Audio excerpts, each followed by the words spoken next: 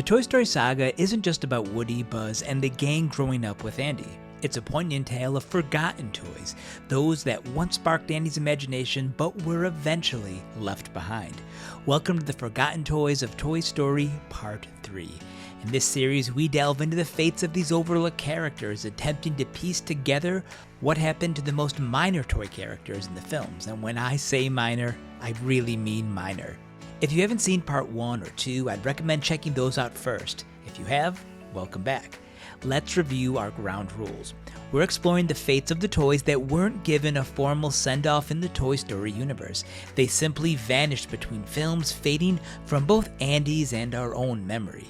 Drawing on Toy Story lore, the trajectories of other characters, and a healthy dose of speculation, we'll try to figure out what happened to these toys. In the Toy Story world, forgotten toys typically face one of four fates. Saved as a keepsake, perhaps tucked away in the attic. Sold at a yard sale. Donated and given away. Or tragically, trashed and thrown out.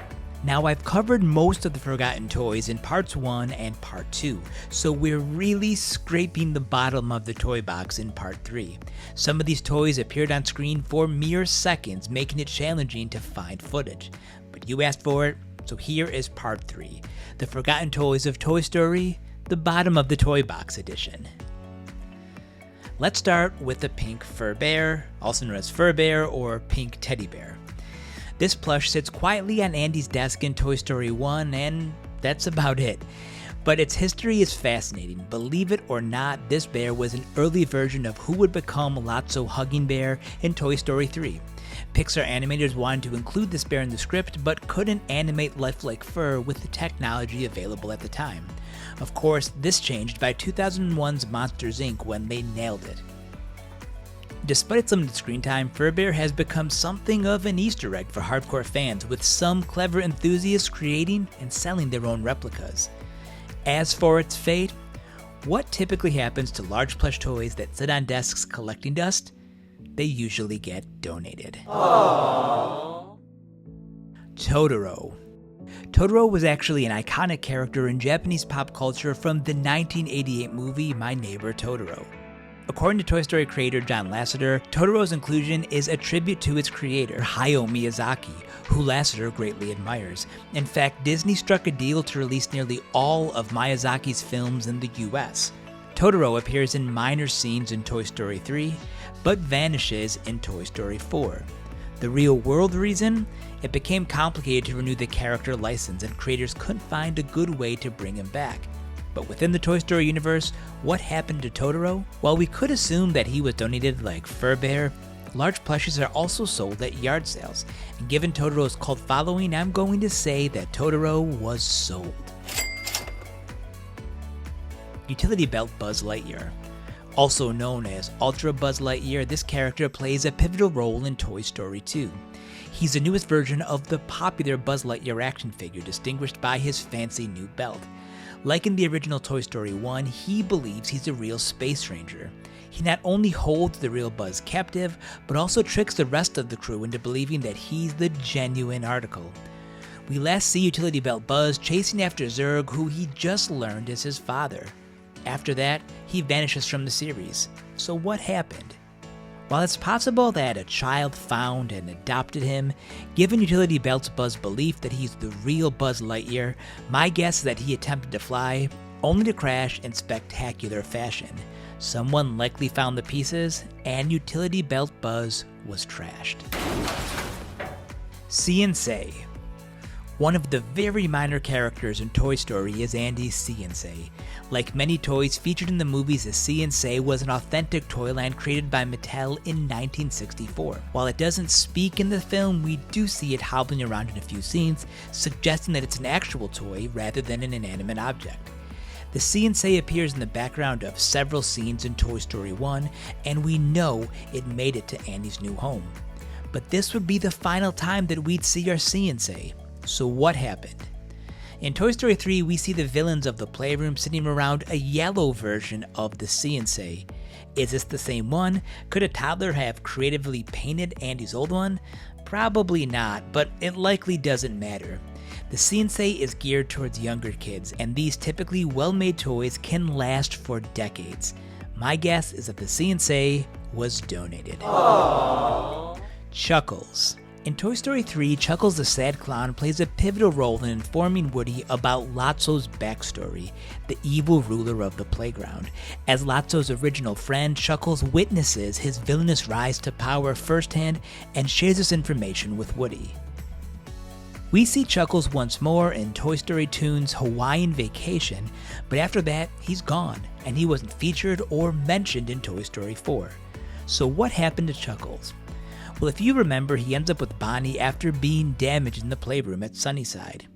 For that reason, I don't think that a broken toy gets returned or donated. Instead, I believe that poor Chuckles was trashed. Dolly. Let's talk about Dolly. No, not the actual toy named Dolly owned by Bonnie, but the one in Andy's room which kind of collected dust on the shelf. This Dolly can be seen in Toy Story 1 and has a very brief appearance in a Toy Story Treat video short. But after that, we never see her again. So what happened to Dolly? I think it's pretty clear that Andy probably didn't have much of a relationship with Dolly, and I'm sure she was donated. Aww. Magic 8 Ball. We're not quite sure if Magic 8 Ball is an actual character like the other toys, or just an inanimate object like the desk lamp, but either way, it's worth examining. While this real-life Tyco toy is only seconds on the screen, its brief appearance is crucial to the plot of Toy Story 1. We again see it briefly in Toy Story 2 on a shelf covered with dust. This moment provides a good clue to its fate, which we actually know for certain. In Toy Story 3, Molly is carrying a box of toys to be donated, and guess what falls out? It's the Magic 8 Ball, leading us to the certain conclusion that it was donated. Aww. Rubber Duck. Well, there's not much to say about Rubber Duck, other than it sat on the shelf next to Pink Bear in Toy Story 1, and was briefly seen in an outtake of Toy Story 2. Of course, there was a different version of the rubber toy in the short Partysaurus Rex, but this was a completely different toy at Bonnie's house. So what happened to the original Rubber Duck? Well, think about your children's plastic bath toys. Over time, they get pretty gross, and I'm guessing it was the same story with Andy. So I do believe that Rubber Duck was trashed. Jolly Chimp. In Toy Story 3, the monkey serves as Lotso's night watch security, who actually roughs up Woody a bit before succumbing to Slinky Dog in his role of Scotch Tape. But in the end, with Lotso gone, it seems like our monkey has a change of heart, and the last image of him is clapping along to the music at the end of Toy Story 3. So what happened to Monkey? Well, technically he had no owner, he just kind of resided at Sunnyside. But believe it or not, this character is actually a famous Japanese toy known as a musical Jolly Chimp. It's over 60 years old, and a good one can be worth a significant amount of money to collectors.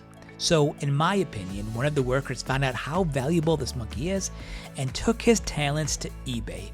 That's why I believe that our monkey was sold. Sid's Toys. Some of the more interesting characters in Toy Story were Sid's Mutant toys, created by repurposing or Frankensteining parts from different figures.